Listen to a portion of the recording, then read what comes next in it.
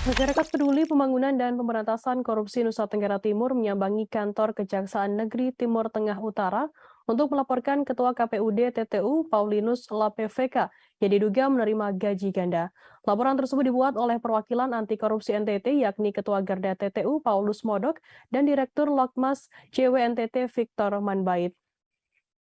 Paulus Kodok mengatakan pihaknya tidak hanya melihat dalam dugaan korupsinya, namun juga proses yang bersangkutan menjadi komisioner KPU dan ketua KPUD melangkahi banyak aturan yang menjadi standar perekrutan komisioner.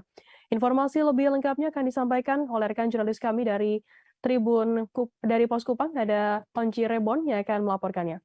Silakan rekan Onci. Baik, rekan Firda, saya melaporkan langsung dari Kabupaten Timur Tengah Utara bahwa pada Kamis pekan ini Ketua KPUD Kabupaten Timur Tengah Utara Paulinus Lapeveka dilaporkan oleh Masyarakat Peduli Pembangunan dan Anti Korupsi di Provinsi Nusa Tenggara Timur, dalam hal ini diwakili oleh Ketua Garda TTU Paulus Modok dan Direktur Lakmas Cendanawangi NTT Victor Manbait ke Kejaksaan Negeri Timur Tengah Utara.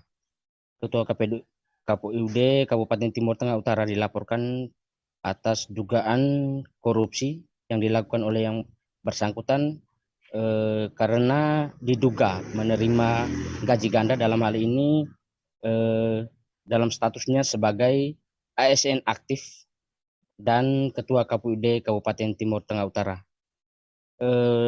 Paulus Modok dalam keterangannya yang disampaikan kepada Pos Kupang menyampaikan bahwa pihaknya tidak hanya fokus pada dugaan korupsi, tetapi banyak aturan yang dilanggar saat yang bersangkutan lolos menjadi komisioner KPUD pada tahun 2015 lalu.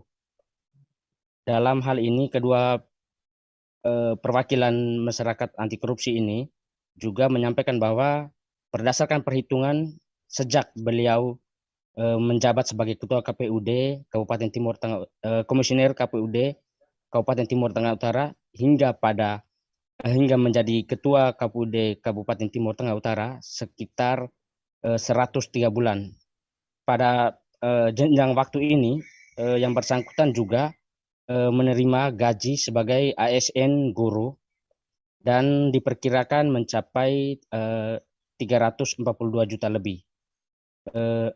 Perlu saya juga sampaikan bahwa pihak Lakmas dan Garda TTU juga menyampaikan bahwa yang bersangkutan seharusnya tidak boleh menerima gaji sebagai ASN pasca lolos menjadi komisioner KPUD Kabupaten Timur Tengah Utara. Mereka juga menyampaikan bahwa tidak ada aturan yang memperbolehkan seorang komisioner menerima gaji sebagai komisioner ASN guru. Dalam wawancara bersama Ketua KPUD pada 13 Juli 2022 yang lalu, Ketua KPUD Kabupaten Timur Tengah Utara menyampaikan bahwa dirinya telah mengajukan surat permohonan pengunduran diri dan surat permohonan untuk mengikuti seleksi komisioner KPUD pada beberapa tahun yang lalu. Demikian rekan Fidas. Ya, baik. Terima kasih rekan jurnalis dari Pos Kupang, Onci Rebon atas laporan Anda. Selamat bertugas kembali. Jangan lupa subscribe, share, komen, dan like ya.